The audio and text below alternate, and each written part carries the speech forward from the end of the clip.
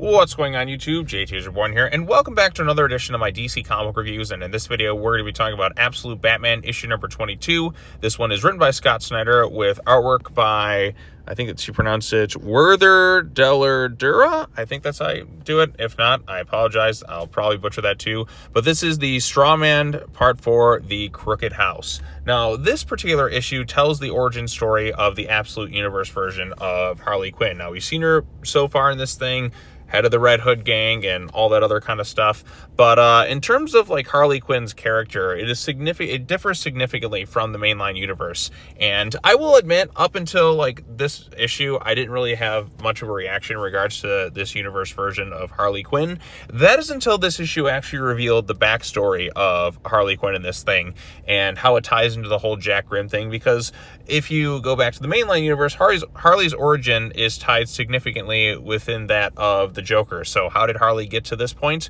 Well, we come to find out that her mom was somebody who wanted to expose Jack Grimm in the past when she was a kid, and she lived on this farmhouse and was kind of isolated from everything going on. She's trying to tell Absolute Batman this very important story with some details about Jack Grimm, and he basically just ignores her the entire issue. I mean, if you're a guy who's trying to find out as much information as you can about Jack Grimm, why wouldn't you at least take the time to kind of listen through to like the end of Harley's storyline?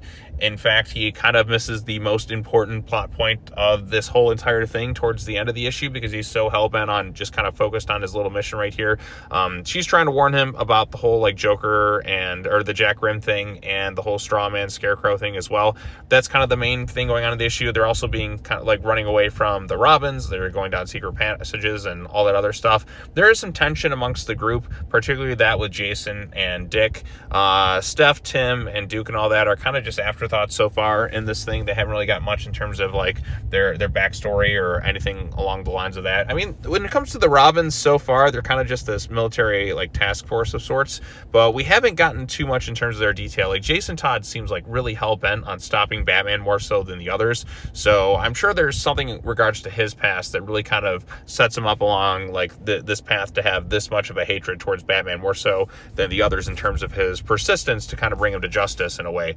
But as we kind of discover things, we learned that Harley's mom is in fact the Dr. Ark M. So she at first was kind of against the whole Jack Grimm thing, wanting to expose him, but then as time kind of went on, she kind of learns the truth that her mom is Dr. Ark M in this thing. So that's one big reveal.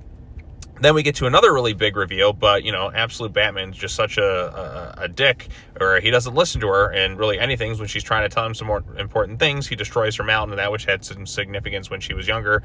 And just to kind of go to Thomas Wayne's grave to find another revelation. Actually, there's a couple revelations in this thing. For one thing, Harley's mom is Dr. Ark M, and we come to find out her real father is, in fact, Jack Grimm, which, as you're kind of reading the storyline, you kind of learn that, oh, her mom and dad, like her dad was somebody off like living in France or something like that. But then we get the big reveal, of course, that Jack Grimm is her father in this universe. And, you know, that's an interesting way to kind of link her to Jack Grimm, have that connection where your father is basically just the devil in a way. And that's, you know, kind of a haunting reveal. And then she kind of runs off and he's like, don't worry, in time she'll come around to this thing. Jack Grimm is so evil in this thing, as I like to call him, Joker, Epstein, Pennywise, or Jeff, as and I've kind of given the nickname over the course of these issues. So he really is just tied into everything. So Bruce goes to Thomas Wayne's grave and comes to find that there's an empty body, but instead finds like a recording, and it's from the Scarecrow. And we get the reveal that Thomas Wayne is seemingly alive and doesn't want Bruce to see him. And he's like, oh God, it's not true.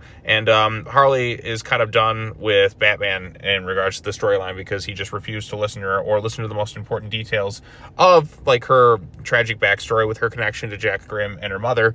Why he doesn't just sit down and listen, I don't know. He's just way too frustrated and stubborn for his own good and a lot of things too.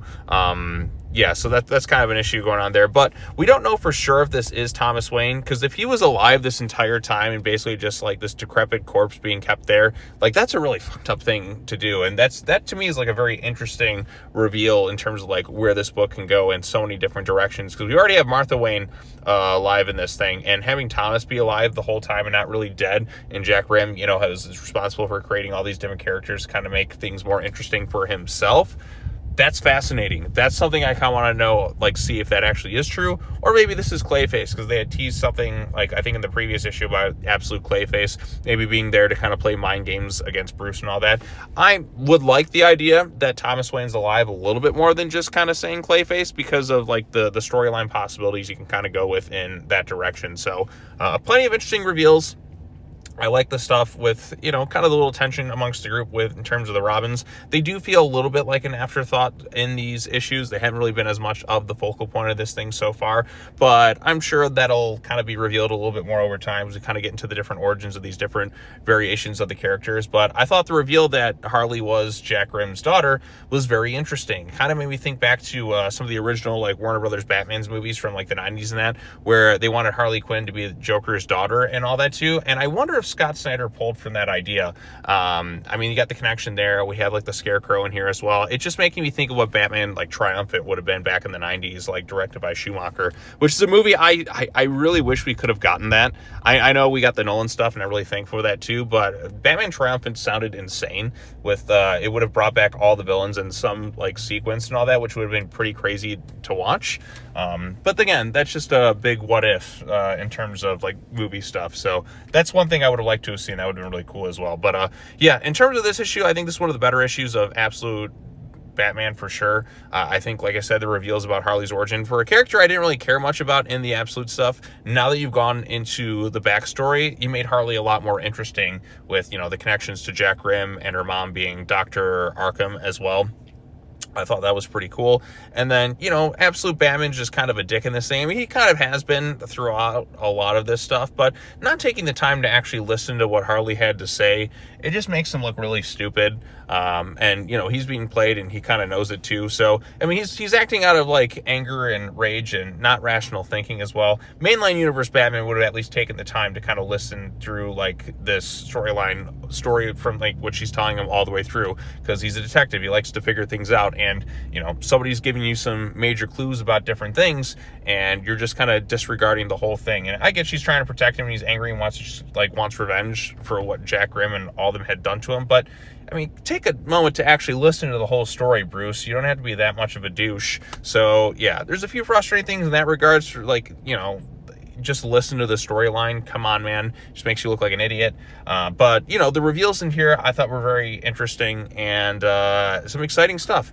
Artwork, you know, this isn't Nick Dragotta. I prefer the Nick Dragotta art style, but I did like this, you know, the art style, like, overall, I thought it was pretty solid throughout the issue, especially some of the little action bits and, you know, how stylistically we went into Harley's past and seeing, you know, kind of that different type of style and some of the horrifying things that Harley kind of finds down there. And it's, like I said, very nightmarish. And, you know, even with, like, was it like Calendar Man? They make Calendar Man just kind of, like, change into different things, like every dying and kind of reborn and stuff. Makes you think of that movie, The Substance, as well. I don't know, like, some fascinating, really messed up stuff here too. Just crazy things that we're getting within the confines of the Absolute universe. But yeah, I like this issue overall. I thought it was really solid from start to finish. But I want to know what you think.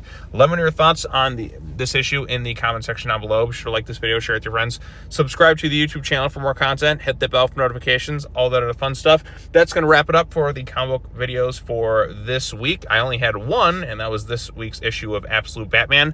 I will be starting my travels to G-Fest. So for those of you watching this video, G-Fest is like a Godzilla fest. I'm sure most of you kind of know that who are subscribed to my channel, but I will be traveling there tomorrow. I'm going to try and get in after the movie on Evil Dead Burn out tomorrow while I'm out kind of traveling. That's like one of the few videos I could probably, like, record and post while I'm there. So hopefully I can get that video nice and posted there. And then I'll be recording some stuff while I'm in town there and seeing everybody. And it's going to be a really fun time. But there won't be, like, much in terms of videos, like, going into this weekend other than maybe, like, one or two things, like, which is this one and then maybe an after the movie. But other than that, don't expect really much in terms of the channel for then. So I'll probably maybe just do like a comment, like I'll make some comments on stuff, or I'll share stuff, like a community post thing if I want to talk about something. Because I think the -1 or -0 trailer comes out tomorrow, at least a new one. So I won't be able to record anything since I won't be bringing my laptop or anything like that as I travel. But I did want to kind of, like, mention stuff. So yeah, there we go. Thanks so much for watching, everybody. Love y'all, and I'll see you all in the next video. Peace out.